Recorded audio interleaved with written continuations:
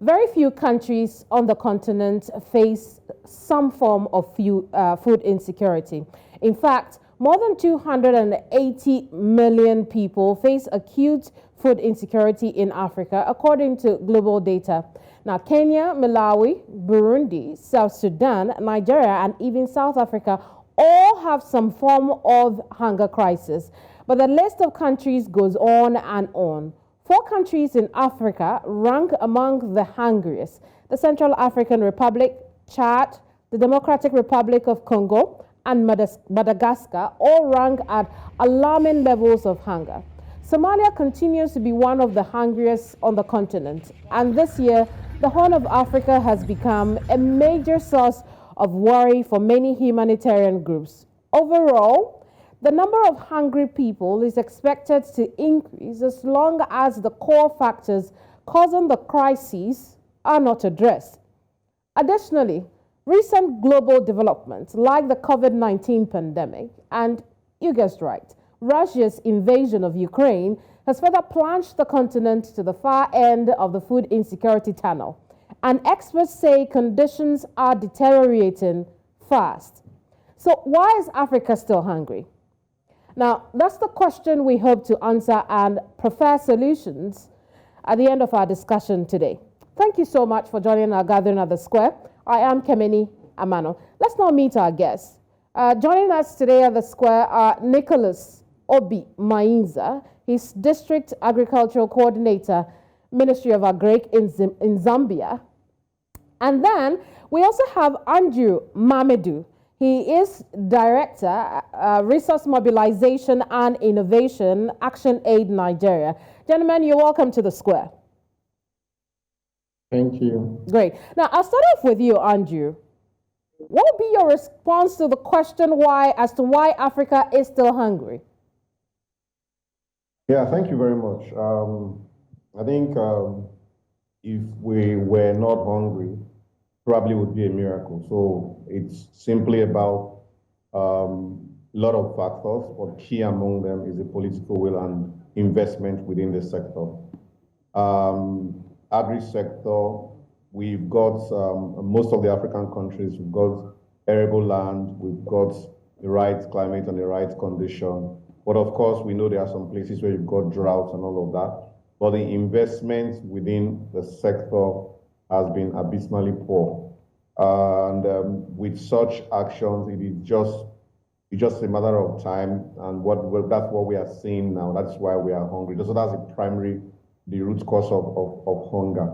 We've got lots of Africans that can farm and that are farming. We've got a lot of farmers across Africa. Nigeria, for instance, we've got lots of farmers, smallholder farmers, who should produce what we should be able to feed Nigeria. But along the line, there are lots of issues ranging from inadequate tools and implements, seedlings to be able to farm adequately. Land, we have lands that are available, but sometimes not available, not being made available to smallholder, particularly the smallholder women farmers. We've got, of course, we have the international perspective that also affects the level of food we produce eventually. So a good one, like you mentioned, is the Ukraine-Russian crisis, which is affecting us, and the politicization of trade, including the involvement of the Bretton Woods institutions in this. So it does not favor Africa. It does not favor us as Africans.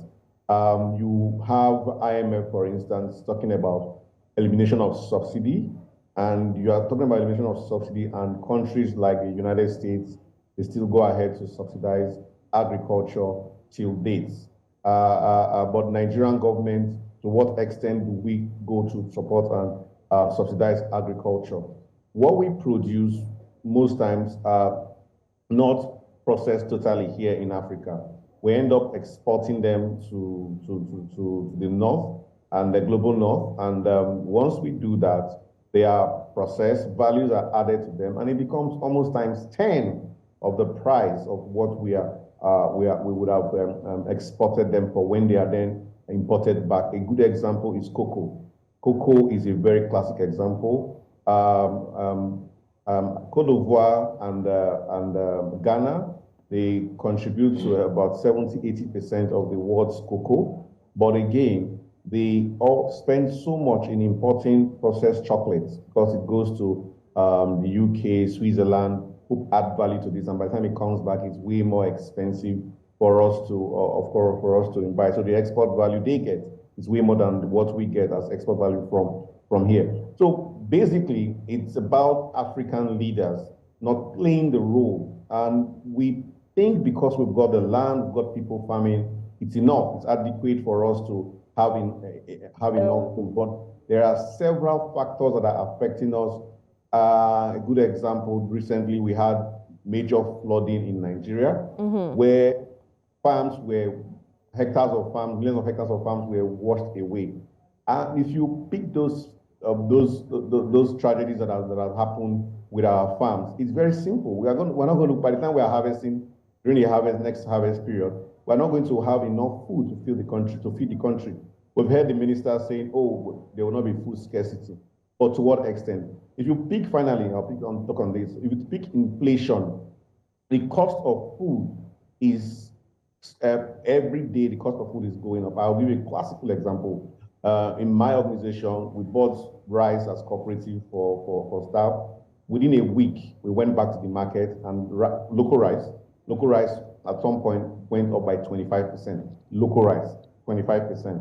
Now, what would have accounted for this? So all of this, of course, would make food not available for Africans, compared, of course, with the whole desertifications that are happening, the whole climate change factors that the whole world is contributing to, including the flood that happened in Nigeria, that the whole world is contributing to in terms of climate change. Those, of course, all have impact on the food availability for Africans. Now, let's learn something now from the eastern and southern part of Africa. And Nicholus, you're here with us, and hopefully you can give us that perspective. From what you know, from your experience, what other factors contribute to, the persistent food crisis here on the continent, in your part of the continent? Thank you. Good afternoon, Keminni. And good afternoon, Africa as a continent. Good afternoon, Southern Africa. Well, thanks for this opportunity to speak to the masses, to speak to the people, the listeners, the viewers, wherever they may be catching us from. This topic under discussion really, Keminni, touches me because as you can see, as you know, I'm an agricultural specialist, I'm an agribusiness specialist. So this is what makes me. And I think I've been into this field for more than 15 years now, more than 15 years. Why then is Africa still facing a chronic hunger? There's a lot that we can actually propound and talk about. Africa as a continent, to start with, it is a wealthy continent. Actually, amongst all the continents that we have, Africa is the richest when it comes to the natural resources. It be minerals, land, whatever you may call, that is needed for us to be a resourceful kind of a continent. There's been a lot of the recurring droughts that have affected Africa as a continent. Also, besides that, there's also the continued conflicts. These are political aligned conflicts. It may be civil, it may be at whatever level, but these conflicts, they've also resulted into the continued chronic hunger that Africa is facing. There's also the instability that have led to severe shortages of food. And so, I mean, there's also, you may say, there's also lack of government and community support systems for the families then. Like my colleague has already alluded earlier on, hunger, it's all about, how poor have we been when it comes to production. We are saying we have the natural resource, there's vast land. You know, the climatic conditions, ever since they've been good, okay? They've been good for us to be able to be, you know, a major producer of the food. So I can say we are our own threat, you know. We are our own threat. Very well. There's a lot of there's a lot of deforestation that has been taking place, and you find that probably you and me who are, you know, placed in these urban areas, we are the consumers of the charcoal. Then we are promoting now the continued deforestation. So these people who are there in the villages, the smallholder farmers, they continue, you know, cutting down trees, burning charcoal so that they are able to supply us, because they are also trying to earn a living. And then because we are providing the market for them, then we are continuing, you know, it's like we are supporting these bad fires. There's a lot that we can actually propound concerning. Indeed, I agree with you. There's a lot that we could look at. So one of the things I want us to discuss now, and Nicholus, I'm still with you on this one. In what form do we see the effects of the food crisis in our communities? What are some of the consequences of hunger in our community? Well, I always refer, I always have this saying that, you know, a hungry family is a dead family. For me, that's how to call it. Even a hungry nation, you know, is a dead nation. A hungry continent as Africa then is a dead continent. You know, the repercussions or the outcomes of, you know, a hungry nation or a hungry continent is that, to start with, the people that live there, it means that the continent becomes poor. You know, if we are hungry, then we are destined for extinction. We are not going to survive the hunger. You know, the community which is hungry, you expect that there will be no production out of them. There will be no economic development, even social, you know, economic activities. They will not be there because the community is hungry. So, among others, these are what we need to actually fight for. Very well. You know, Andrew, very well. Andrew, earlier you mentioned cocoa and the likes. Are there some types of food crops that Africans should start to look into in order to solve our problems with hunger? Okay, thank you very much. Maybe before I go into that, I'll talk a bit about the consequences and generally the kind of food we should be looking at. I think two that very, very resonates with us in ActionAid would be it actually helps to increase the whole crisis and insurgency. So people are hungry, they will go about looking for how to survive, and it's simple, they become soldiers available to be recruited for insurgency, war, and conflicts. If we want to deal with that, then people have to have enough food to eat. It's a basic right. It's one of the basic rights of humans, so that has to be dealt with. The second one is it has impact on the level of education. So the level of nutrients that a child gets from food determines his or her ability. UNICEF showed that the ability to be able to comprehend in class and stay in class and, of course, finish their education. So you are hungry, you probably will not be able to go to school, stay in school and learn. And that then contributes to poverty. We perpetrate that whole cycle of poverty. Now, for the food that we need to focus on, I think basically there are different categories of food. The first thing is, the general principle is Africa needs to produce enough food to feed its population. We do not have any reason to be importing food, any type of food to Africa. So we have enough, we have enough, all the resources, like my colleague said, to be able to produce all types of food, all classes of food to be able to feed Africa. So that's the general principle, the first thing. The second one is there are categories that we will then focus on. So yes, we are very good in doing lots of carbohydrates and all that, but we definitely would also focus on the ones that are a bit proteinous, the ones that are vegetables, the ones that will be able to complement other, not just having just starchy and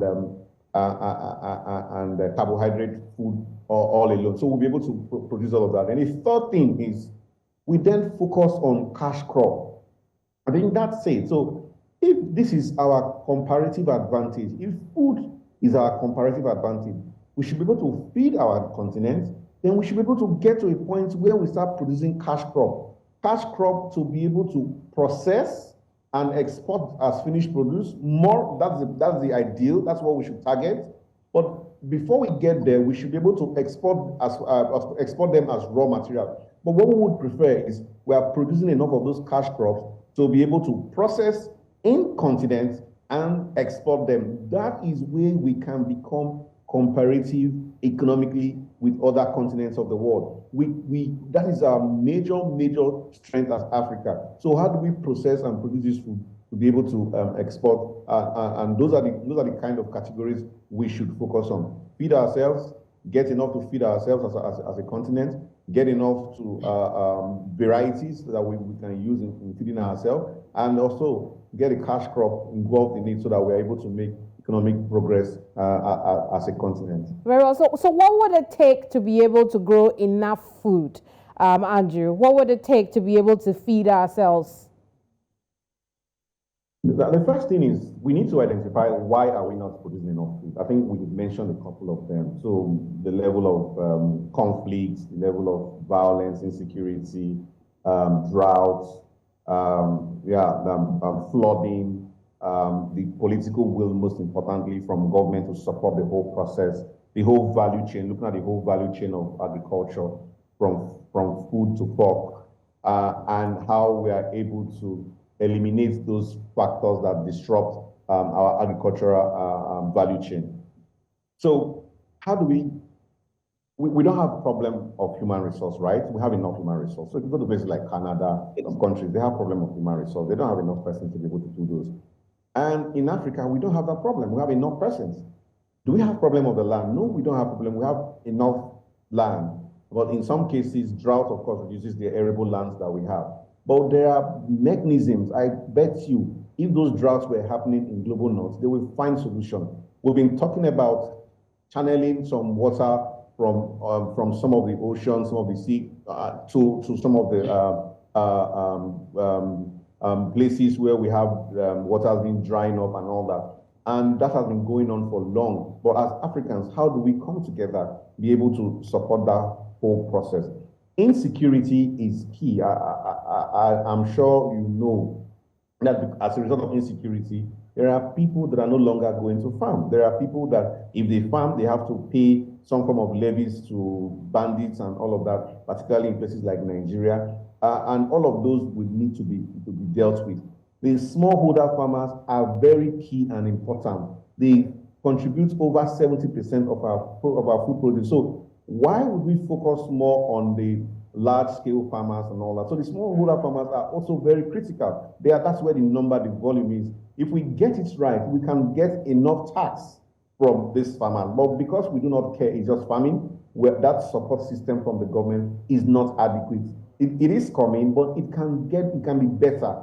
The percentage required for investment in agriculture, we are not getting it across most of the African countries, including the ones that are top 4 that you mentioned, that have the most hunger. So how do we get our government to be able to support the smallholder farmers, including the smallholder women farmers that are doing tremendous work in producing food across Africa?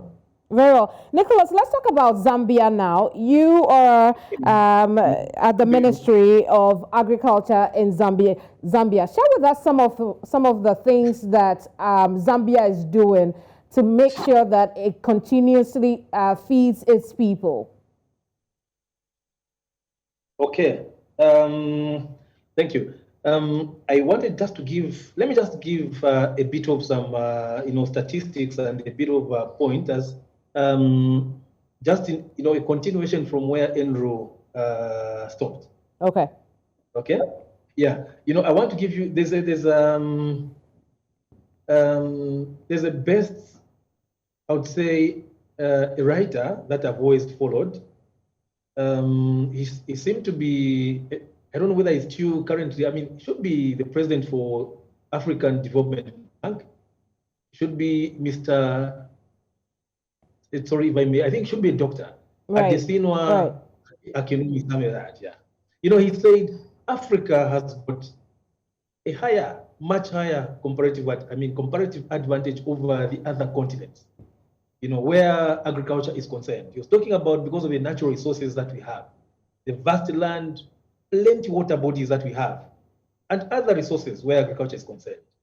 What we are just lacking is pointers like value addition and other aspects. Now, I want to also make mention that there's, Dr. Buni Ode, who published an article, for example, it should be on 14th of October, article 2022, where he was trying to talk about a case of West Africa being under threat of a severe hunger crisis. We have one of the pointers or an indicator, which is malnutrition. I think that's a point where my colleague Andrew was headed. Malnutrition seemed to have, to be a serious, alarming situation in Africa. And let me give you these statistics. For example, Africa is the most affected by malnutrition with a prevalence of 21% as compared to the 9.9% worldwide. Look at that. Africa as a continent standing at 21% of malnutrition. The food crisis then continues to deteriorate. And we are saying that I can give you that earlier on you actually mentioned, it is true that countries like Chad, they declared a state of food emergency just this year, 2022. And we have countries like the Democratic Republic of Congo, that is the most hit with food security crisis in the world, not just in Africa, in the world. And yet, DRC is the most richest country when it comes to the, the natural resources. All kinds of precious, diamonds, minerals, mention them, land, they have it in vast, in abundance. But it's the poorest in terms of, the most hit when it comes to food security. Almost everything that they consume, they have to import from the other neighboring countries and the surrounding countries. I wonder why, Nicholus. Do you know why that is the case? They have 27 million people who are affected, and they are standing at 72%, of the country's population living below the poverty line. This touches me a lot. Countries like DRC, they could be hit because of, those pointers which I mentioned earlier on when I started. There's a political instability. Governments seem to have taken a lower side or a lower hand when it comes to supporting their people or the communities. There are those conflicts that DRC has always, ever since, I came to learn about DRC. It has been into, these, civil wars, conflicts, fighting amongst themselves. Probably it's all because of these, the natural resources or maybe the precious stones that they have. And those, they've actually given them a very bad indicator when it comes to food security because they are always in the run. They don't have time for them to produce. Now, for me, I want us to take a break. When we come back, we'll look at Zambia and what it has been doing to help it save its people from, the hunger crises all across the continent. We'll also find out what lessons we can draw from Ukraine. As you may well know, since the war began in that country, a lot of things have come to a standstill, not only for Africans, also for some Europeans. We've heard how Ukraine has had to send in grains for some African countries. We'll look at the dynamics and, what lessons we could draw from that as far as our conflict areas are concerned. Stay with us here on The Square. We'll be right back.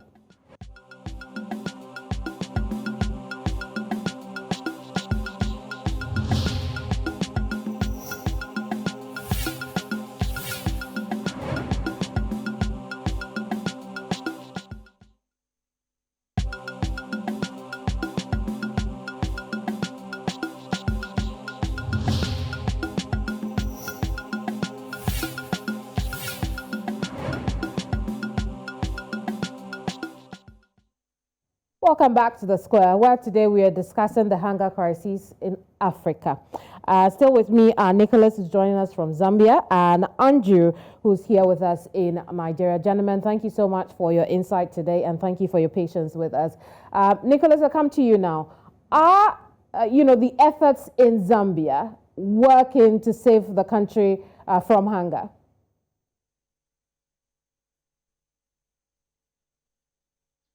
Thank you.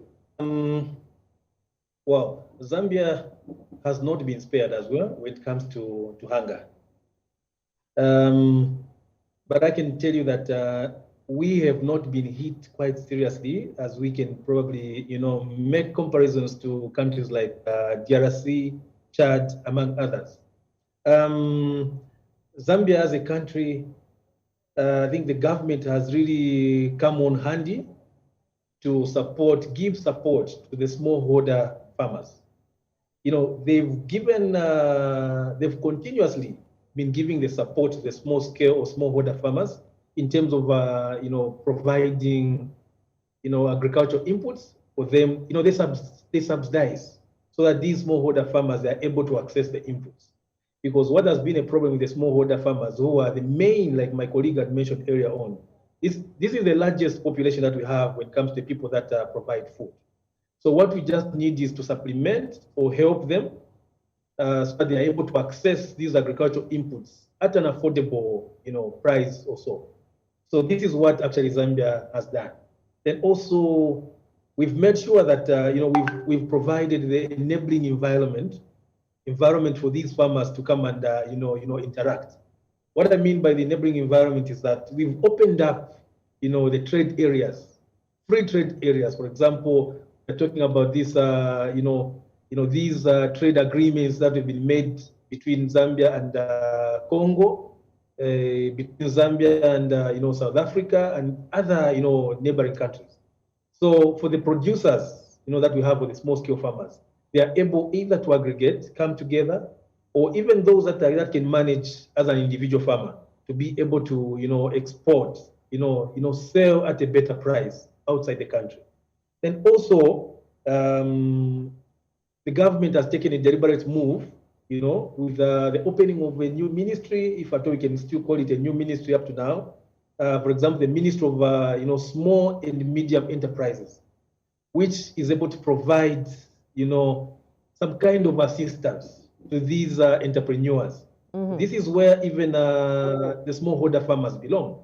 And, there's a link between these smallholder farmers as well as the SMEs. SMEs, they tend to be the off-takers for what the smallholder farmers produce. Government may not manage to provide the affordable or viable market to all the farmers that we have. So they've come in and organized the SMEs to help in and provide, a good market for whatever produce that the smallholder farmers, may produce. Mm-hmm. So as a country, we've actually just say, we've opened up the playing ground to be most favorable for our farmers. And that's how come we've been able to, to sustain, the population that we have, be able to feed it up to this time around. Also, we are not spared. There are those hiccups that we may have that, maybe they are not so much pronounced because at least almost every household is able to have a meal. I see. Now, Andrew, one of the concerns we have raised here today is conflict and insecurity in many parts of the continent. At the same time, we expect grain from places like Ukraine. And tell me if I'm comparing apples and oranges, or perhaps there are some lessons we could learn as to what Ukraine did right to be able to feed Africa, even while it's at war. Okay, thank you very much. I think a couple of lessons from that. The first one is the whole interest of the global north in the war and supporting, taking side with Ukraine.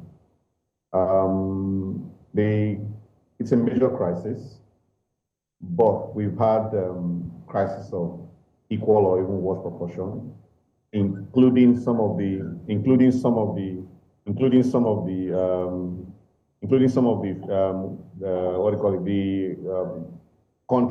countries in the continent that are currently having those hunger issues.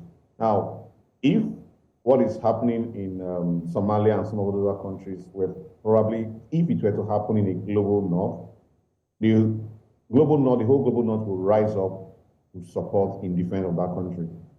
The level of support that Ukraine is getting, it's good, it's okay, but why are we not getting an equal or proportionate response to countries that are in Africa from the global north? Why are they not taking more responsibility and supporting these countries that are in major hunger crisis?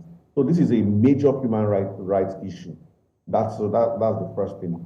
The second one is the lesson around why can't we support and get other countries in the world to be able to supply this produce. If we had the supply of wheat diversified, not just in one location that supplies almost 70% of the world, then we probably would not be in this crisis or in this mess we are in currently. So if you had it coming one from Africa, one from Asia, or a major hub in Africa, a major hub in Asia, countries in Africa also have the capacity to be able to do this.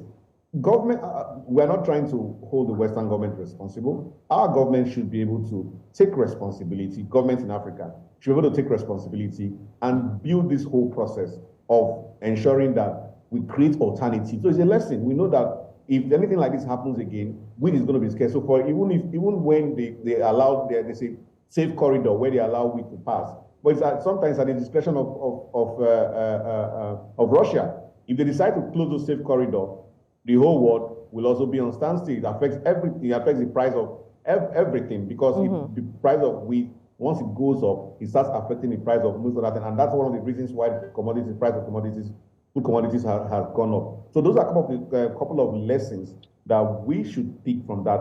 And looking at the crisis that is happening there, it just goes to tell you that once there's a major crisis in a major food hub, it just affects the whole world. So we need to create alternative. As Africans need to create alternative. Our government needs to respond to that. And the global north needs to support Africa and maybe Asia to create those alternatives to be able to respond to such issues in the future. Now, I want to fast forward our conversation now and talk about innovation and technology. And top of my list of innovation and technology is the use of genetically modified seeds or food in solving the crisis on the continent. Recently, there has been a debate as to whether or not this is good for Africans.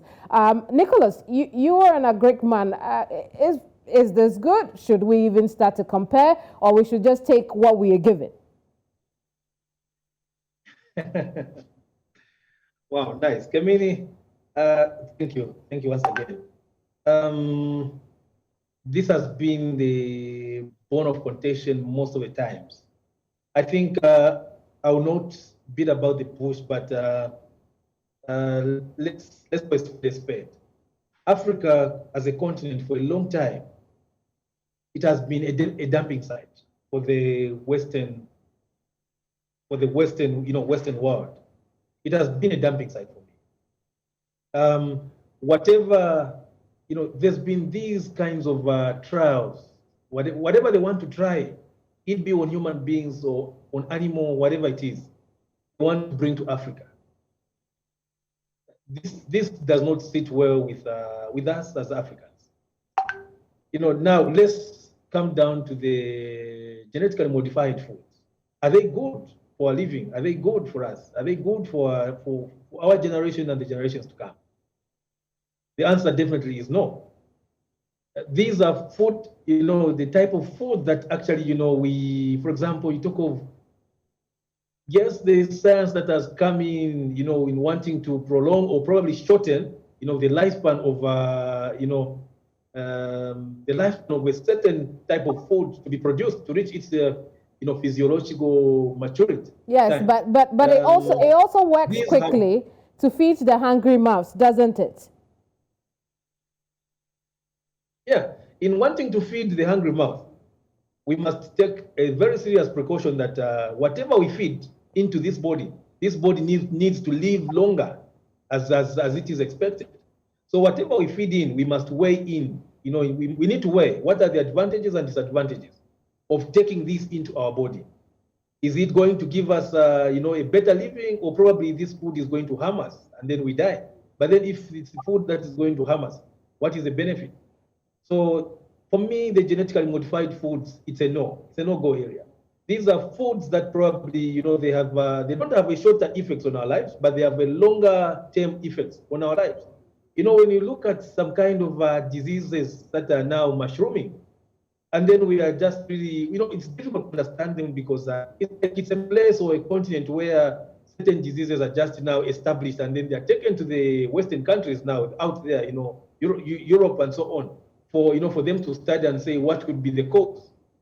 It's because they are throwing all these kinds of GMOs to come and try them on Africa to see if at all they best suit. It's like we are a country that is able, we are able to produce, and then they are there to come and pick everything, take to their continents, and then produce, the finished products that in turn come back into the continent at a higher price. Very well. GMOs are not good for our living. Very They're well. not good for our generation. I'm sure that argument would continue in people's homes and offices.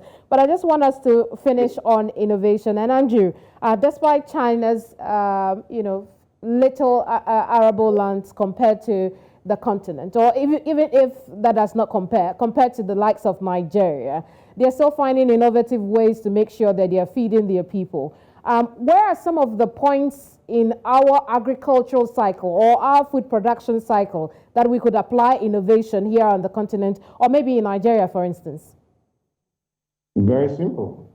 We have climate resilient agriculture. So climate resilient agriculture gives us also more yield, gives us better produce, and of course, it's innovative. So we mustn't go the way of GMO. So if we are not sure, we're not certain about the output or the outcome of GMO, let's be 100% sure. This, like my colleague said, this is a human body. What goes in, you cannot do anything about. So if we're not sure and we're still testing on the stage of testing, so can we test this for a long time and have a scientific proof that this is the result? When we get that, we shouldn't test it or try it on Africa. If Africans are saying no, then it should be no. Well, however, there's an alternative. So, and everybody comes to agreement on issues of climate resilient agriculture. It's something we can do. It's something we can train our farmers around. It's something government can invest in. It's something that both the rural farmers, the urban farmers, the small-scale farmers, the large-scale farmers, it's something that everybody can adapt. And once we do that, we have better yield. We have it helps the environment. So it helps around climate change. At the end of the day, it improves the farmer and the economy in general. So climate resilient agriculture is the solution, and it's something that government should be able to step down. How do we get government to step it down? There is a major issue that we even have in places like Nigeria. Post-harvest losses. Even a major obstacle to having sustainable food for Africa. Very well. I'll give you an example. In Nigeria alone, we have post-harvest loss that annually that amounts to an average of 3.5 trillion naira. If you convert that to dollar, you are just a moment.